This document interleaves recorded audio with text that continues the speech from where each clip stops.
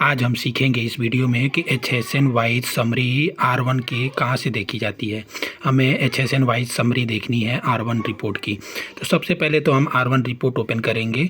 यहाँ से आप आएंगे GST रिपोर्ट में, वहाँ पे R1 पे क्लिक करने के बाद थोड़ी देर टाइम लेता है और ओपन हो जाता है। वहाँ से आप Alt F2 से डेट रेंज सेलेक्ट करेंगे किस मंथ का, तो आप मंथ का पूरा डेट सेलेक्ट करेंगे। चाहे अगर आपको कहीं और का और डेट में देखना है तो आप यहाँ पे अपना डेट भी इंटर कर सकते हैं। इसको Alt F2 से चेंज किया जाता है। उसके बाद कुछ देर रुकने के बाद आपका वो टैब ओपन हो जाएगा।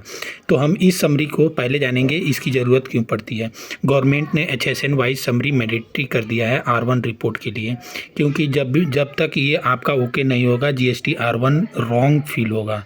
इसलिए आप जैसे ही यहाँ पे डेटा ओपन हो जाएगा तो टैली में सबसे पहले देखने के लिए आप सबसे नीचे जब आओगे तो आप तो यहाँ से आपको सब दिख जाएगा, B2C, B2B सेल। उसके बाद अगर आपका डेबिट नोट हो वो दिख जाएगा, एक्सपोर्ट हो तो वहाँ से दिख जाएगा। और HSN के लिए आपको HSN समरी पे आके क्लिक करना पड़ेगा। यहाँ से क्लिक करने के बाद आपके पास सारा डिटेल शो हो जाएगा और आप देख सकते हैं हर एक HSN का कि वो कितने % पे है। और आपको जो भी चेंज करना हो, अगर आपको यहाँ से आप चेंज करें, अगर इस चीज़ को एक्सपोर्ट करना हो R1 के लिए तो R1 को आपको भी पता है कि या तो एक्सेल हो आपके पास या तो JSON फाइल हो।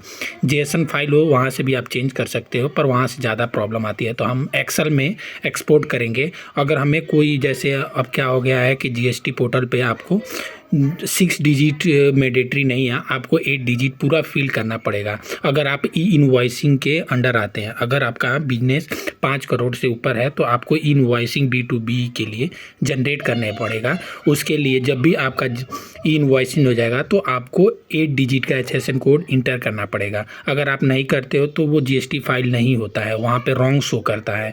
इसलिए अगर आपको ये करना हो तो यहाँ पे आओगे, रिटर्न पे जाओगे और एक्सेल पे क्लिक करोगे। एक्सेल क्योंकि मुझे चेंज करना है तो एक्सेल पे जैसे ही क्लिक करूँगा और ऐसे लोकेशन यहाँ पे आपको सिलेक्ट करना है अगर आप कोई लोकेशन चेंज करना हो। उसके बाद जैसे ही आप सेंड कर दोगे HSN वाइज जो भी GST R1 का पूरा डेटा है आपको एक्सेल में एक्सपोर्ट होके आ जाएगा, जहाँ पे आपका B2B का डेटा देखने को मिल जाएगा, B2C का डेटा देखने को मिल जाएगा, HSN वाइज भी, एक्सपोर्ट इनवॉइसेस भी, जितने भी invoice, debit note, credit note, सारे वहाँ आपको देखने को मिल जाएंगे। पर इसमें सबसे ज़्यादा होता है आपको डेबिट नोट, इसलिए क्रेडिट नोट नहीं शो करते हैं क्योंकि B2 जो भी C होता है उसका क्रेडिट नोट शो नहीं करता, क्योंकि वो B2C वहीं पे एडजस्ट होके आता है। अगर उस स्टेट का क्रेडिट नोट है B2C तो वहाँ से एडजस्ट होगा। जैसे इस मंथ में आपका सेल 100 रुपये का है और क्रेडिट नोट 50 का है तो 50 रुपये माइनस होकर 50 रुपये ही शो करेगा। तो वहाँ से आप चेक कर सकते हैं। तो आगे बढ़ते हैं हम इस वीडियो में और जानेंगे उसके कैसे चेंज करें। तो इसके लिए आपको यहाँ पे जैसे इंटर करोगे, ज़्यादा टाइम लगता है यहाँ पे क्योंकि हमारा डेटा थोड़ा हैवी है, इसलिए थोड़ा सा एक्सपोर्ट होने में टाइम लगेगा। एक्सपोर्ट होता है तब तक उसके बारे में हम कुछ और भी जानते हैं।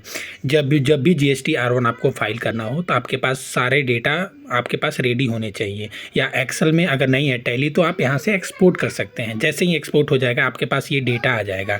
इस डेटा में आप देखोगे नीचे सारे जितने भी सीट है सब पे वो डिटेल लिखा है जो आपको चाहिए। जैसे मुझे HSN चाहिए तो यहाँ पे मैं क्लिक करूँगा और यहाँ पे आने के बाद मैं उस HSN को सिलेक्ट करूँगा जिसको मुझे चेंज करने हैं। जैसे 4 डिजिट है उसको 8 करूँगा। जैसे मुझे ये 48205000 ऐड करना था। उसके बाद ऐड करने के बाद मैं सेव कर लूँगा और वो सेव करने के बाद जो भी डेटा मुझे अपलोड करना हो GS में वहाँ पे अपलोड कर दूँगा। और वहाँ पे अपलोड करने के बाद जैसे मैं क्लियर टेक्स्ट से फाइल करता हूँ तो वहाँ पे एक्सेल सीट अपलोड कर दूंगा।